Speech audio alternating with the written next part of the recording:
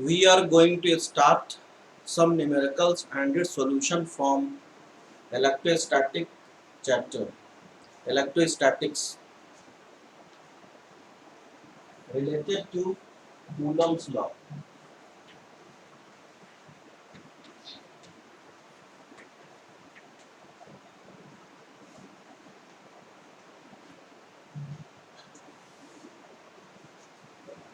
First question is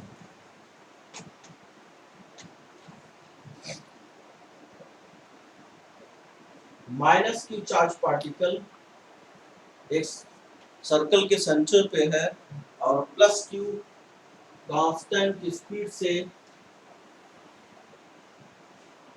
suppose this charge is plus q mass is m constant speed v से ये revolve कर रहा है इसके around and radius is r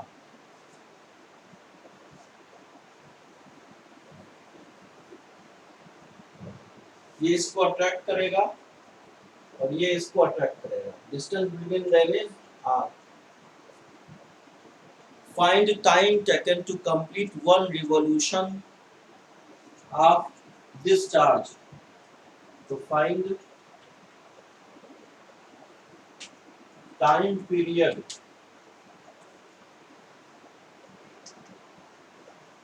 t equal to question mark for this according to NLM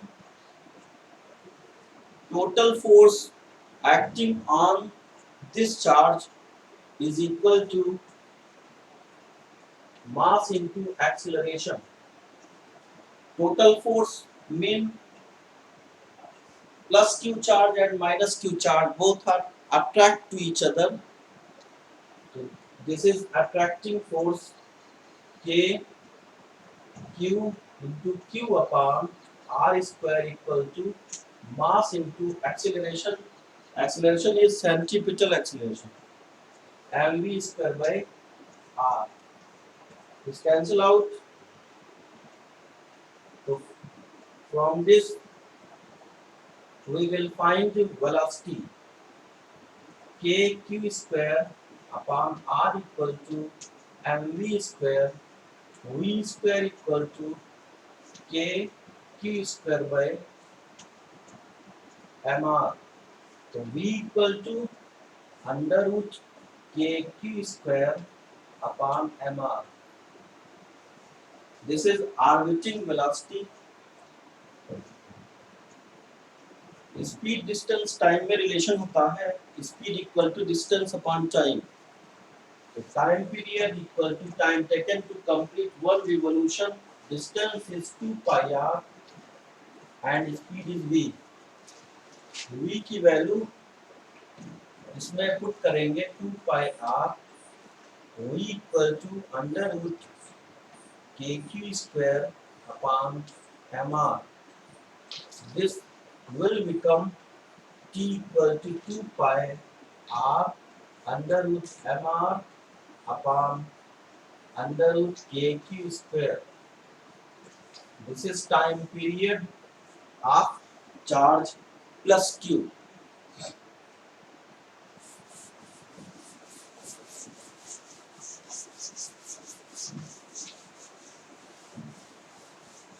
Second question,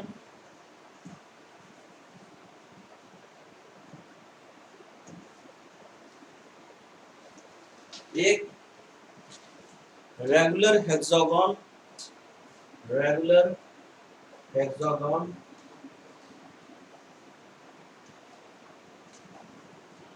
suppose this corner having charge q and this having q charge but this is free and length is L.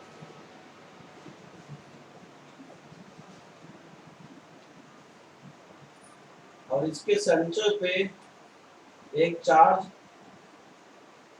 Minus q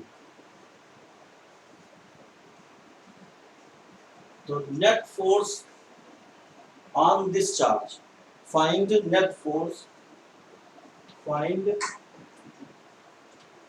net force on charge minus q. तो for this ये इसको attract करेगा, ये इसको, ये इधर force लगेगा और ये इधर फोर्स लगेगा। तो this force and this force are equal and opposite, both are cancelled to each other. This force and this force are equal and opposite, both are cancelled to each other. तो net force किसकी वजह से होगा? Due to this charge. Distance is suppose x. तो ये according to NLM on this charge, according to NLM at minus q charge,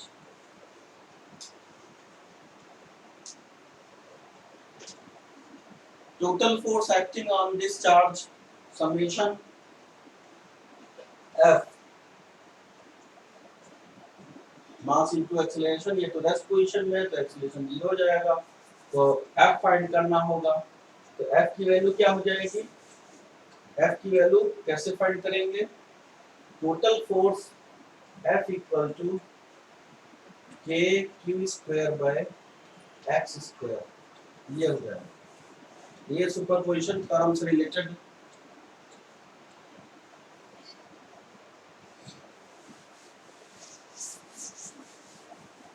question number 3,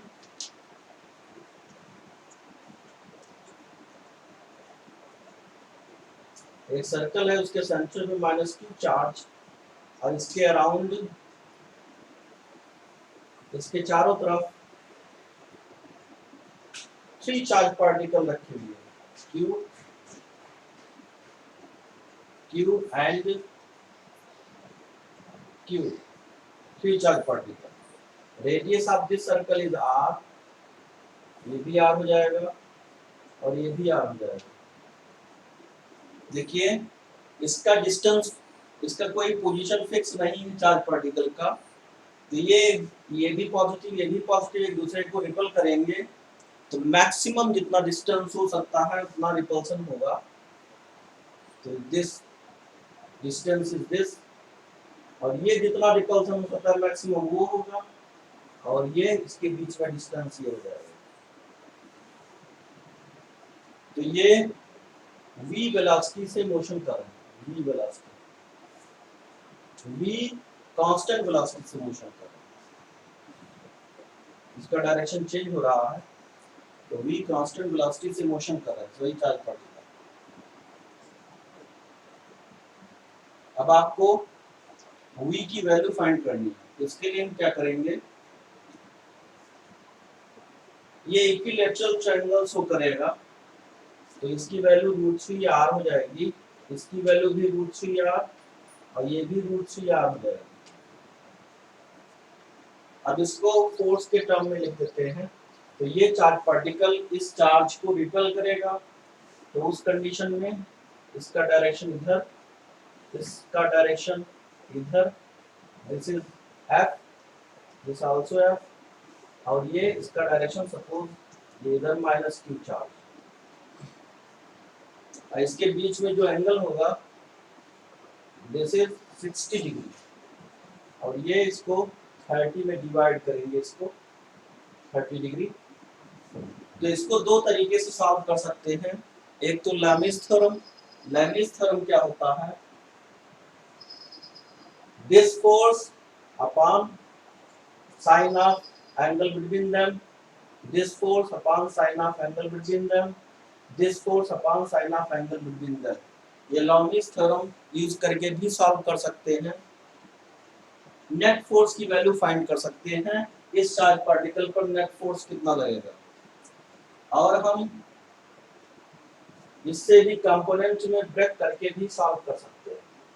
F का इधर वाला कंपोनेंट क्या होगा, F sin 30 डिग्री इधर वाला कंपोनेंट f sin 30 डिग्री, both are cancel out, both are equal and opposite and cancel to each other. इधर क्या हो जाएगा 2f cos 30 डिग्री, f का इधर वाला कंपोनेंट f cos 30 डिग्री, इधर का f cos 2f cos 30 degree. तो total force acting on this charge f dash minus 2f cos 30 degree equal to mv square by r according to NLM, Newton's laws of motion. तो ये total force f dash की value कैसे find करेंगे, तो एक charge particle f dash equal to k q into 2q upon r square, इससे f dash find हो जाएगा।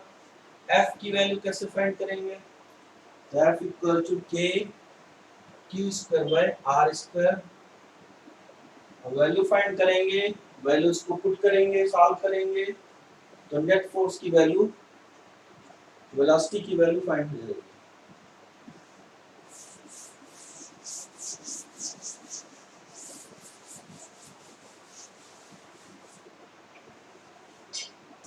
Next question, question number 4।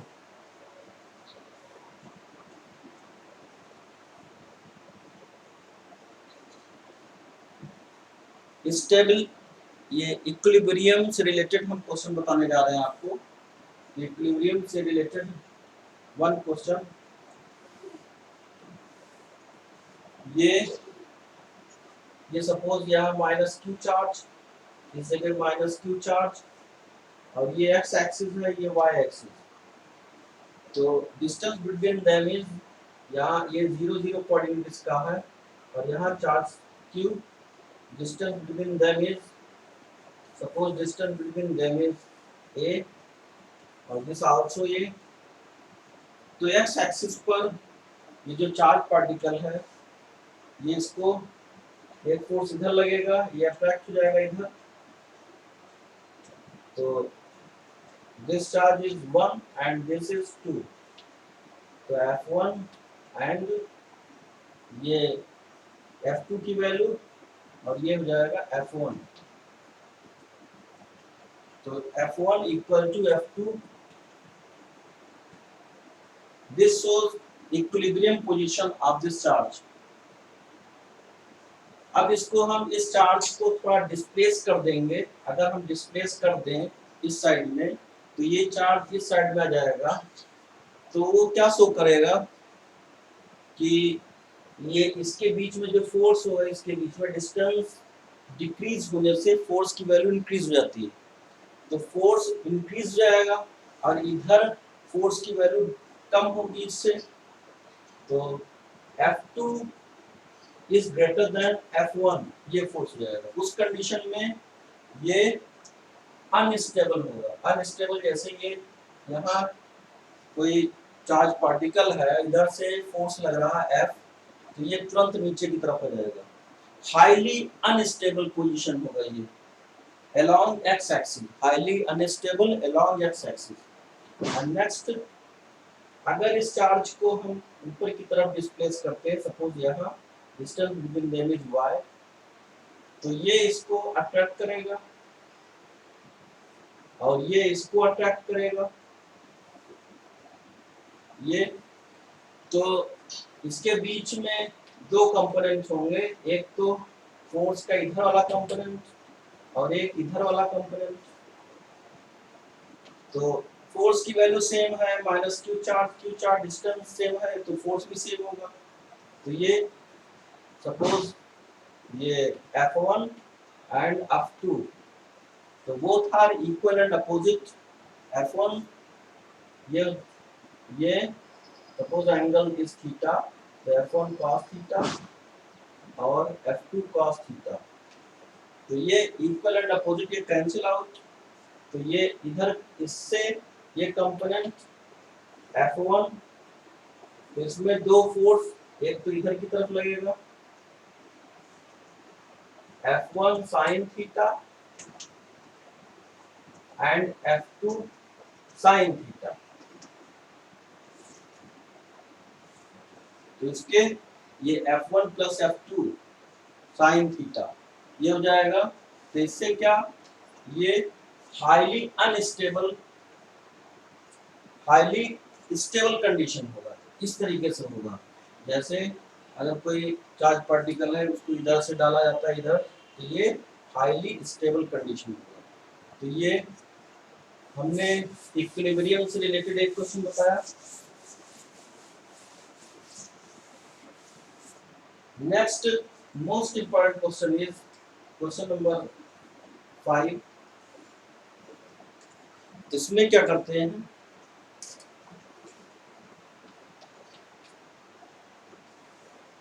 एक थ्रेड लेते हैं और इसमें एक बॉल, इसको क्यू चार्ज करते हैं, और एक थ्रेड इसका ये बॉल लिया, इसको भी क्यू चार्ज किया।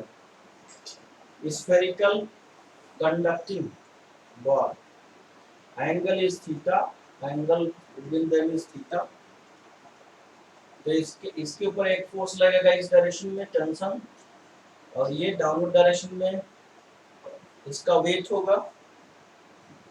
तो इसके दो कंपोनेंट हो जाएंगे, ये चार्ज क्यू, इस पर भी चार्ज क्यू है, तो दोनों इक्वल चार्जेस हैं, लाइक चार्जेस, तो both are repel to each other, इस डायरेक्शन में फोर्स लगेगा।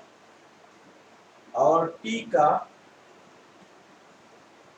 ये थीटा एंगल, तो टी कॉस थीटा, एक फोर्स इस डायरेक्शन में, एक फोर्स इधर टी साइन थीटा, एक फोर्स इस डायरेक्शन में लगेगा।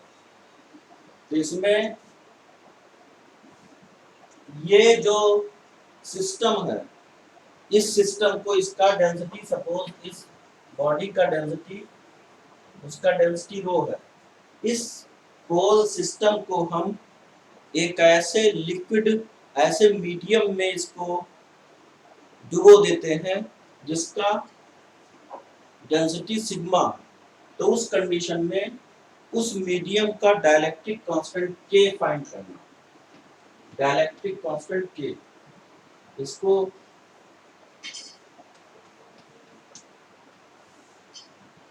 इसको ऐसे मीडियम में डुबोते हैं, चीजें सब सेम है, ये ऑब्जेक्ट, ये इस पर चार्ज की वैल्यू सेम है, एंगल सेम है, इस पर जो फोर्स लगेगा उसका डायरेक्शन इधर हो जाएगा, इसको एफ डैश लिखते हैं। ये ऐसे मीडियम में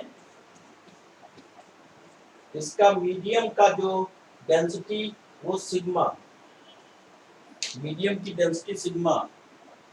तो इस मीडियम का डाइलेक्ट्रिक कांस्टेंट क्या होगा, डाइलेक्ट्रिक कांस्टेंट फाइंड करना।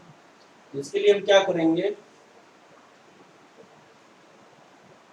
पहले इससे ये t cos theta, net force इस पर t cos theta equal to mg, ये एक फोर्स, ये बैलेंसिंग फोर्स, और F equal to t sin theta equal to F, अब दोनों को डिवाइड कर देंगे।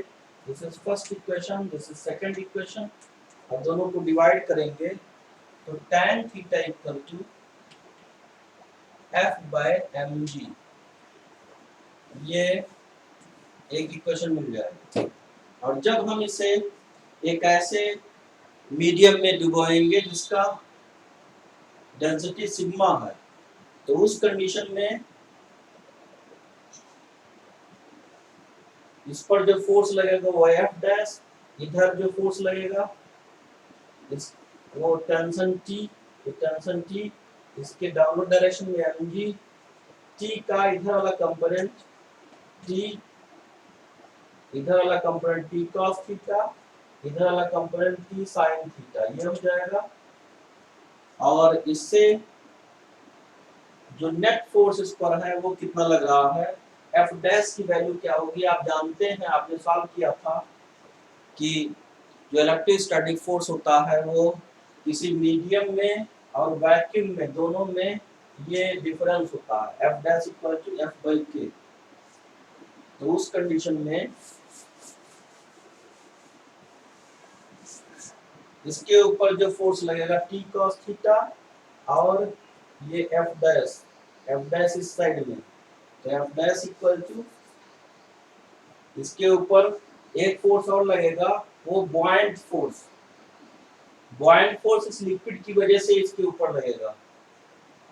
तो लिक्विड की वजह से तो टोटल फोर्स इस पर कितना लगेगा, तो वो T cos theta plus F B buoyant force equal to M G हम लिख सकते हैं। अब T cos theta equal to F B को बॉयंट फोर्स जो होगा वो आप जानते हैं वी सिग्मा जी लिख सकते हैं।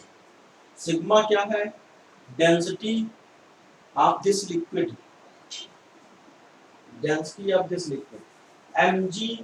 mg को रो वी जी लिख सकते हैं और माइनस सिग्मा वी जी लिख सकते हैं ऐसे। तो T cos theta equal to rho V G minus sigma V G, ये लिख सकते हैं। This is first equation. Third equation, and T sine theta, ये एफ डैश को बैलेंस करेंगे, तो T sine theta equal to F dash की जगह आप एफ बाई के लिख सकते हैं। अब ये दोनों डिवाइड करेंगे, ये fourth equation, fourth by third करेंगे तो tan theta equal to F by K, और इसको ले सकते हैं rho V G minus sigma V G, और इसमें जो फर्स्ट इक्वेशन से वैल्यू पुट करेंगे तो F by M G equal to F by K rho V G minus sigma V G लिख सकते हैं। इसमें F F cancel out, F F cancel हो जाएगा, तो इससे एम जी इक्वल टू यहाँ लिख लेंगे M G equal to K rho V G minus sigma V G, और रो इसको ले सकते हैं rho V G equal to K, और इसको भी ले सकते हैं रो वी जी। इसमें क्या करेंगे, वी जी कॉमन ले लेंगे, तो ये हो जाएगा रो के माइनस सिग्मा के, ऐसे वी जी कैंसिल आउट, तो ये rho equal to K row minus sigma ऐसे ले सकते हैं।